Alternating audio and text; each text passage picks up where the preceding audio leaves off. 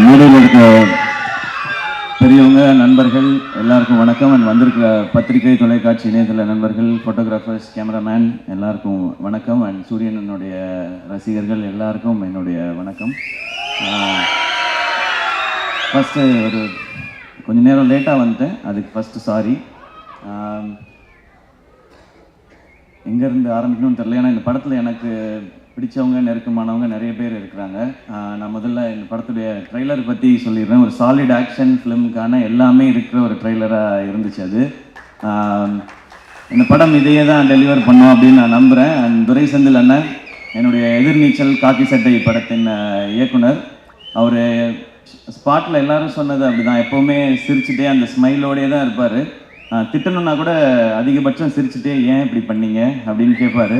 தப்பு பண்ணவனுக்கே ஒரு டவுட்டாக இருக்கும், இருந்தாலும் நம்மளை கலாய்க்கிறாரா இல்லை திட்ட தான் செய்கிறாரா என்ன அப்படின்னு சொல்லி. அவ்வளவு ஒரு ஸ்வீட்டான மனிதர். ஸோ அவர் இந்த படம் ஒரு பெர்ஃபெக்டான டைட்டிலோட, ஒரு அருமையான ஒரு களத்தோடு வருது. அவருக்கு இன்னும் ஒரு வெற்றி படமாக இந்த படம் இருக்கட்டும். ஏன்னா அவர் என்னை முதல் முறை மீட் பண்ணி அவர் எனக்கான கதை சொல்லும்போதே நான் என்ன நினச்சேன்னு தெரியல, என்கிட்ட இருந்த ஒரு கதையை சொன்னேன். நான் முன்னாடி அசிஸ்டன்ட் டைரக்டராக ஒர்க் பண்ணதுனால அந்த டைமில் இருக்கலாம். ஸோ எப்போ அவர் எனக்கு கதை சொல்ல வந்தாலும் நான் ஒரு கதையை அவர்கிட்ட சொல்லுவேன். இப்படி தான் எங்களோட ரிலேஷன். அது ஏன்னு அவர்கிட்ட மட்டும்தான் நான் வேறு யார்ட்டையும் அப்படி சொல்லியிருக்கேனான்றது தெரியல. அவ்வளோ ஒரு கம்ஃபர்ட் இருக்கும். வடிவுக்கரசி சேமா சொன்ன மாதிரி எப்போவுமே எல்லாரையுமே சந்தோஷமாக கரெக்டாக அவங்கவுங்கள வச்சுக்கிறதுல அவர் அடிச்சிக்கவே முடியாதுன்னு நினைக்கிறேன். எனக்கு அவரோட ஒர்க் பண்ணது ஒரு நல்ல அனுபவம். இந்த வெற்றி இன்னும் அவர் அடுத்த கட்டத்துக்கு கொண்டு போட்டோம். வாழ்த்துக்கள்ண்ணே. அண்ட் குமார்ண்ணே, அவர் வருத்தப்படா வாலிபர் சங்கமில் எனக்கு பழக்கம். அப்போ அவர் ஒர்க் பண்ணார், ப்ரொடக்ஷன் எக்ஸிக்யூட்டிவாக ஒர்க் பண்ணார். விடமாட்டார், எல்லாரையும் ட்ரில்லு வாங்குவார், சீக்கிரம் வேலையை முடிக்கணும், டைம் வேஸ்ட் பண்ண விடமாட்டார், காசு வேஸ்ட் பண்ண விடமாட்டார். ஸோ வேற ஒருத்தர் காசு போட்டாலே அப்படி இருக்கிற ஒருத்தர் அவர் காசு போட்டால் எப்படி இருப்பாருன்னு நீங்கள் நினச்சிக்கோங்க. எனக்கு தெரிஞ்ச ப்ரொடியூசராக இல்லாமல் அங்கேயுமே ஒரு ப்ரொடக்ஷன் எக்ஸிக்யூட்டிவாக தான் பிஹேவ் பண்ணியிருப்பாருன்னு நினைக்கிறேன். ஏன்னா யாராவது டப்புன்னு சம்பளம் கேட்டுருவாங்களோ அப்படின்றதுனால சீக்கிரம் முடிக்கலையா அப்படின்னு அந்த கோபமான ஒரு ஃபேஸ் வச்சுப்பார். அண்ட் நான் அவரை நிறைய டைம் பார்த்துருக்கேன். சூரியனை இறக்கி விட்டு போவார் அவர் வீட்டுக்கிட்ட. நான் இங்கேருந்து அப்படியே நடந்தே போய்க்கிறேன் அப்படின்வார். சரி, வீடு ஏதோ குட்டியாக இருக்கும் போல், நம்மலாம் வர்றதுக்காக யோசிக்கிறாரு அப்படின்னு பார்த்தா அப்புறம் தான் சூரியன், தம்பி தம்பி தம்பி ஏகப்பட்டது வச்சுருக்கேன் தம்பி, சண்டால 4-5 வீடு வச்சிருக்கேன், நம்மள்ட்ட சொல்ல மாட்டான் அப்படின்னு சொல்லி. ஸோ அவர் அப்போயே ப்ரொடியூசருக்கு தேவையான எல்லா வேலையும் அப்போயே செஞ்சுட்டு வந்துட்டார் கரெக்டாக.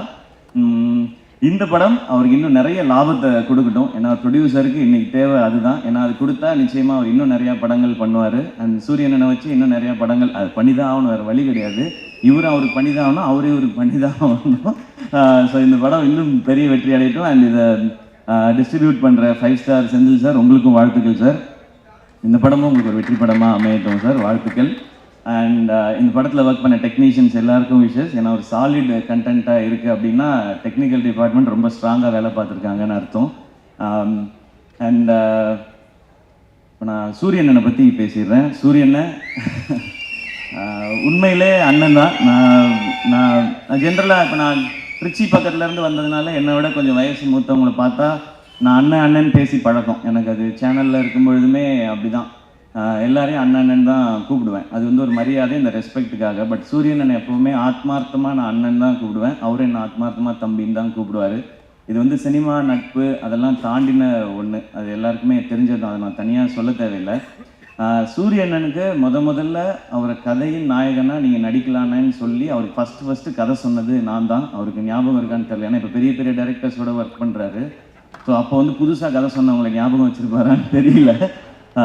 சீமராஜா ஷூட்டிங் அப்போது ஒரு டைம் கேப் இருந்தது. நீங்கள் ஏன்னா லீடாக தம்பி சும்மா என்ன மாதிரி பேசிட்டு போகக்கூடாது, நான் பாட்டுக்கு ஒரு வண்டியை ஓட்டிக்கிட்டு இருக்கேன், குத்திப்பிடுவேன் குத்தி அப்படின்னு தான் சொன்னார் ஃபஸ்ட். இல்லைண்ணே இந்த மாதிரி ஒரு கதை பண்ணுங்கண்ணே, ஒரு கதையில் ஒரு அழகான கேரக்டராக எடுத்து நீங்கள் பிரதானமாக வர மாதிரி பண்ணுங்கன்னு ஒரு கதை சொன்னேன். அப்போல்லாம் தம்பி சும்மா தம்பி, நமக்கு ஏதோ ஒன்று போயிட்டுருக்கு தம்பின்னு சொல்லிக்கிட்டே இருந்தவர் ஒரு நாள் சைலண்ட்டாக வந்தார். தம்பி ஒன்று நடந்துச்சு தம்பி, உங்கள்கிட்ட சொல்லணும் தம்பி அப்படின்னாரு. என்னண்ணே, நான் ஏதோ பிரச்சனை போல் அப்படின்னு நினச்சேன். சரி நேரில் வாங்கினேன்னா, தம்பி அதான் தம்பி வெட்டு என்ன கூப்பிட்டாரு தம்பி. அண்ணே சூப்பர்ண்ணே, என்னண்ணே என்ன படம்னே அதான் தம்பி நம்மளை ஒரு இதாக வச்சு அப்படி ஒரு படம். அண்ணா என்னண்ணே சொல்கிறீங்க சூப்பர்ண்ணே அப்படின்னு. தம்பி நமக்கு தான் கொஞ்சம் பதட்டமாக இருக்குது தம்பி, அண்ணன் சூப்பர், ஆனால் எப்படி தம்பினாரு. ஆனால் கண்ணை மூடிக்கு போய் அவர் சொல்கிறத கேட்டு நடிச்சுட்டு வந்துருங்கண்ணே, உங்களோட டைமென்ஷனே மாற்றிடுவார். தம்பி அவர் அந்த படம் பண்ணிடுவேன் தம்பி, அதுக்கப்புறம் என்ன செய்யற தம்பி, யாரும் கூப்பிடாம விட்டான், ஏன்னா நான் என்ன பண்ணுறேன். அப்படிலாம் இல்லைண்ணே, நீங்கள் ஃபஸ்ட்டு போங்கண்ணே, உங்களுக்குள்ளே இருக்க டேலண்ட்டாக அவர் வந்து வெளியில் கொண்டு வந்துடுவாருண்ணே. அதை பார்க்கும்பொழுது இங்கே எல்லாருக்கும் தேவைண்ணே. இப்படி ஒரு சேது பிரதர் சொன்ன மாதிரி தான், இப்படி ஒரு முகம் வந்து தேவை எல்லாருக்கும். இந்த மாதிரி கதையை சொல்கிறதுக்கு நீங்கள் போங்க, அந்த எக்ஸ்பீரியன்ஸே நல்லாயிருக்கும் அப்படின்னு சொல்லி அது எனக்கு கேட்கும்போதே சந்தோஷமாக இருந்துச்சு. அப்போ நான் சொன்னேன், இதுதான் உங்கள் லைஃபோட பிக்கஸ்ட் டேர்னிங் பாயிண்ட், இந்த மொமெண்ட் தான். எனக்கு அப்போ என்ன கதைன்னு தெரியாது, என்ன படம் வரப்போகுதுன்னு தெரியாது. நான் வெற்றி சார் மாதிரி ஒருத்தட்ட போகும்பொழுது சூரியன் என்னவா வருவார், ஆனால் சூரியனோட டேலண்ட் பற்றி நிறையா தெரியும். நான் தான் அதிக நேரம் அவரோட எனக்கு தெரிஞ்சு நிறையா படங்கள் பண்ணதுனால நிறையா நேரம் செலவழிச்சிருக்கேன்னு நினைக்கிறேன். காமெடி பண்ணுற ஒருத்தர்னால எமோஷன்ஸையோ சீரியஸான விஷயத்தையோ நிச்சயமாக சாலிடாக பண்ண முடியும். காமெடி பண்ணுற யாரையும் அண்டர் எஸ்டிமேட் பண்ணிடாதீங்க. அதுக்கு இன்னொரு எக்ஸாம்பிள் சூரியன். ரொம்ப சீரியஸாக பர்ஃபார்ம் பண்ணுறவங்களால காமெடி பண்ண முடியாது, அது ரொம்ப கஷ்டம் அது. ஆனால் காமெடி பண்ணுறவங்களால சீரியஸான ரோல் எடுத்து பண்ண முடியும். இப்போ வெற்றி சார் மாதிரி ஒருத்தர் இருக்கும்போது அவருக்கு ஆக்சுவலாக நம்ம ஐபிஎல்ல சொல்கிற மாதிரி தான் ஃப்ரீ ஹிட் சூரியன். எனக்கு ஜாலியாக கண்ண மூடி சுற்றலாம், 6 தான் அது, எப்படி போய் விழுந்தாலும். அப்படி ஒரு பர்ஃபார்மன்ஸ் அந்த படத்தில் கொடுத்து தன்னை வந்து நிலைநிறுத்திக்கிட்டாரு. இப்போ ஆனால் கேட்டால் சொல்வார், அண்ணே ஹீரோ ஆகிட்டீங்க எப்படின்னா, தம்பி அதெல்லாம் இல்லை தம்பி, நம்மளை பிச்சு போடுவேன், இன்னொரு வாட்டி இதே ட்ராமா அவங்க பண்ணவே கூடாது, அடுத்தடுத்து அதான் பண்ணுறீங்கன்னா. அப்புறம் கொட்டுக்காளி நாங்கள் பண்ணியிருக்கோம். ஸோ வெற்றி சார் வந்து விடுதலைன்னு ஒரு படத்தில் சூரியனனுக்கு இப்படி ஒரு அடையாளத்தை கொடுத்துருக்காரு. அதுலேருந்து 1% கூட கீழே இறங்கிடக்கூடாது, அது கரெக்டாக இருக்கணும்னு சொன்னாங்கன்னு சொன்னாங்க. ஆனால் கொட்டுக்காளி படத்தில் ஒரு ஸ்டெப் அதை விட நெக்ஸ்ட் ஸ்டெப் இருக்குன்னு நான் நம்புகிறேன் சார்.